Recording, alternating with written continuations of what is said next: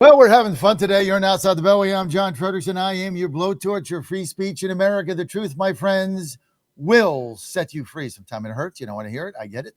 That's why you're here. That's why you're tuning me in. Otherwise, there's no way you'd be here, right?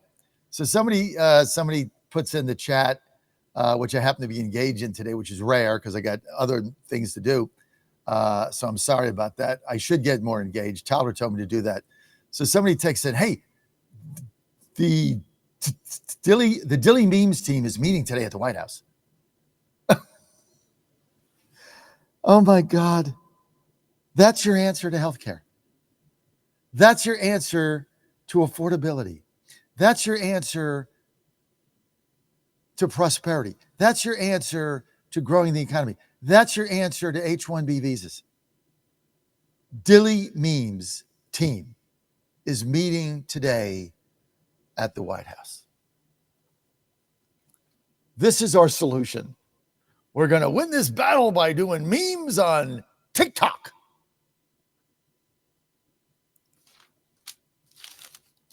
I don't know what to tell you. I really don't know what to tell you. I just don't even know what to say. Jody, I mean, are you serious? This is your solution? Okay, well, I'm sure it's all going to work out. See, I've got real solutions, and I'm like fighting for stuff like extending these healthcare subsidies for a year with limits and with income caps and with a $5 pay-in to get rid of the fraud until we actually get a healthcare plan that we can figure out. Hey, you know what? I'm going to tell my wife. I'm going to say, Ann, don't worry about the $2,300 a month in healthcare that you have to pay. Just go to the dillymemes.com. If you go to dillymemes.com, you're good to go. I mean, what planet am I on? Let's get to Todd Sheets. Todd, thanks for being with us today. Great to have you with us, Todd. I need a reality check here, Todd. So here's what's going to happen. They're going to try to get a discharge position today. The Congress has done nothing, right? Now they're going to discharge position to extend the Obamacare subsidies because people are going to get a massive increases that they can't pay, right? Then the fake news will be all over it, right? Then the Democrats aren't going to vote for it. They should, but they're not because they're going to say we want 3 years. And of course, we don't want to vote for 3 years because that's stupid. We just need one. And then it goes down in flames. Everybody's whatever percentage of people's premiums go up and they get pissed. And the fake news magnifies the 7% 100 million times so that everybody's, all you see on the news is people suffering. And then they get the people on who say, mom died because you didn't have health care. All that's coming. But we got the Dilly Memes teams, Todd, going in the White House. What do you think? Yeah, well, look, I mean, I think you're right. I mean, this is more than just messaging and talking points, although those things are always important. But I do think there's something significantly bigger and more substantive going on here right now. To me, the biggest thing by far, and the healthcare thing, subsidies play into it in the way that we talked about last week, is this affordability issue, which I think is very real and people are feeling. And if the economy had taken off, and it's not surprising that it hasn't, we've got the largest ocean liner in the world out there, and that ocean liner has been sailing in troubled waters for going on 30 years now. So it's not surprising that it takes a while to get that turned and to get things moving.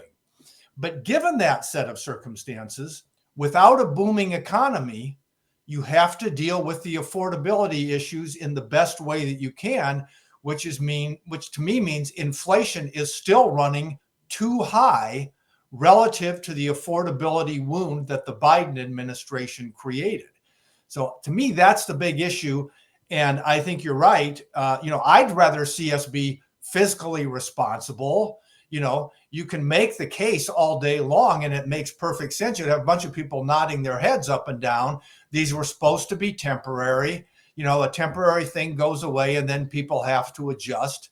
But the reality of the world, and especially the political world that we're in right now, is this is not the time to take a very hardcore position on this. I think the political position is the one we talked about last week and that you just referenced again, which is you do a 1-year extension with a hard cap on the incomes. So you're not bailing out people who can afford to deal with these things. They may not want to, and put that on the table.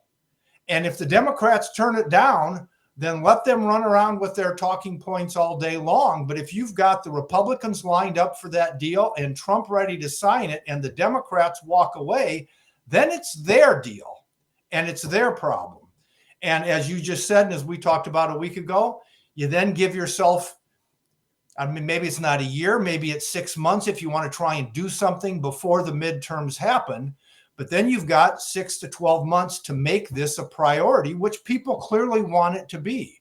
You know, this is something that people want to figure out. So, yeah, I basically agree with what you said.